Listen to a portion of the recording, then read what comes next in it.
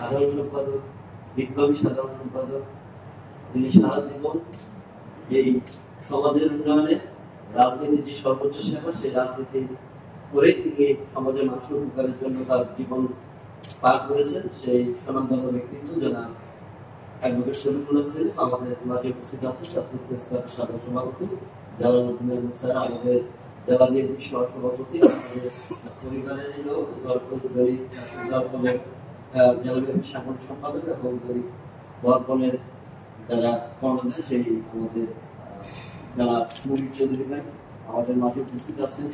আমাদের এনসিপির আহ্বায়ক, আমাদের ছাত্র অধিকার পরিষদের গণ অধিকারের যুগ্ম আহ্বায়ক এবং আমাদের বাসদের সিনিয়র নেতৃবৃন্দ নেতা সাধারণ সহ উপস্থিত সবাইকে আমি ধন্যবাদ জানাচ্ছি।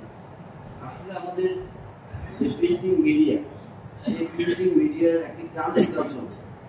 আমরা বলতে গেলে অনেকটা তলানির দিকে, আমাদের খুব পাঠকের সংখ্যা দিন দিন কমছে এবং খুব কম, আমাদের বিশেষ করে তরুণদের মধ্যে আমাদের এই প্রবণতা খুবই কম যে সংবাদপত্র পড়বে, সংবাদপত্র সেটি বলতে আমরা যা বুঝি এরকম লোকজন দিন দিন আশঙ্কাজনক হয়ে পড়ছে।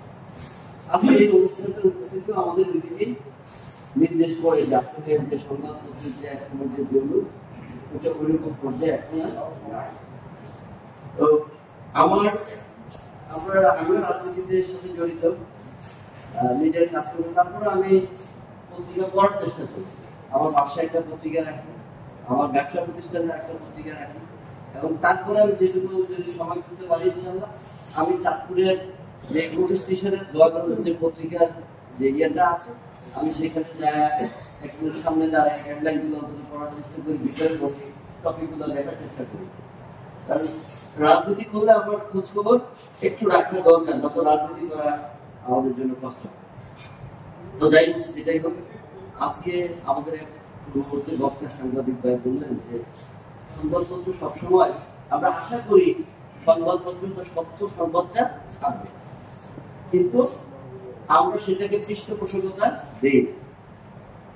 আমরা আমাদের বিপক্ষে নিউজ এলে আমরা সংবাদপত্রের বিরুদ্ধে দাঁড়াই, পত্রিকা জ্বালিয়ে দিই, পত্রিকা অফিস অবরুদ্ধ করি, সাংবাদিকদের উপরে হামলা করি এবং বিশ্বের বিভিন্ন দেশের মধ্যে বাংলাদেশের সাংবাদিক নির্যাতন বা সাংবাদিক হত্যার পরিমাণ আশঙ্কাজনকভাবে বেশি। একটা তার ফিজিক্যাল নিরাপত্তার প্রশ্ন, আরেকটা হচ্ছে তার জীবন জীবিকার প্রশ্ন। যে আমরা দেখি যে এইটা সাংবাদিকের যে অর্থনৈতিক নিশ্চয়তা কিন্তু খুবই কম। আমরা সবাই সব পেশায় আশা করি যে সে বাড়ি গাড়ি সবকিছু স্ট্যাটাসের মালিক হবে, কিন্তু সাংবাদিকরা এত স্ট্যাটাসের দরকার নাই, সে তার ওই যে ছাপোষা জীবন ওইটাই লিড করবে, এটাই কিন্তু আসলে তারও তো পরিবার আছে। এখন সে একটা সত্য সংবাদ লিখবে, কিন্তু বাংলাদেশের যে পত্রিকাগুলো বিশেষ করে আপনি কালবেলা ধরে প্রথম আলো ধরে আপনি আমার বেশিরভাগ কর্পোরেট প্রতিষ্ঠানগুলো বাংলা। এখন মালিকের বাইরে যে তার মালিকের যে তার যে সরকারের সাথে বা বিরোধী দলের সাথে তার যে সংস্রবের বাইরে যে লেখা তার সাধ্য আসলে কম থাকে। তারপরে যে লিখেন না তা না, অনেকে লিখেন, অনেক সাহসিক সাংবাদিকতা আমরা বাংলাদেশে দেখেছি। তবে আপনাদের পেশাটা অন্য পেশার চেয়ে একটু ভিন্ন। ধরেন একটা ফার্মাসি অন্য একটা আকার ময়দা গমের প্রতিষ্ঠানের মালিক আর একটা ফার্মাসির মালিক কিন্তু একটা মেডিকেলের ওষুধ প্রতিষ্ঠানের প্রস্তুতের মালিক কিন্তু এক। যদি ওই ওষুধ প্রতিষ্ঠানের মালিক যদি বলে একটা রেসিপি দিয়ে দেয় প্রত্যেকদিন এইভাবে ওষুধ বানাচ্ছে, এটা কি হবে? তাহলে কিন্তু সব রোগী ওষুধটা মারা যাবে। তার ওই একজন ফার্মাসিস্টের প্রেসক্রিপশন অনুযায়ী তার ওষুধ বানাইতে হবে, তার ফর্মুলা অনুযায়ী বানাইতে হবে। মালিক এটা বলতে হবে।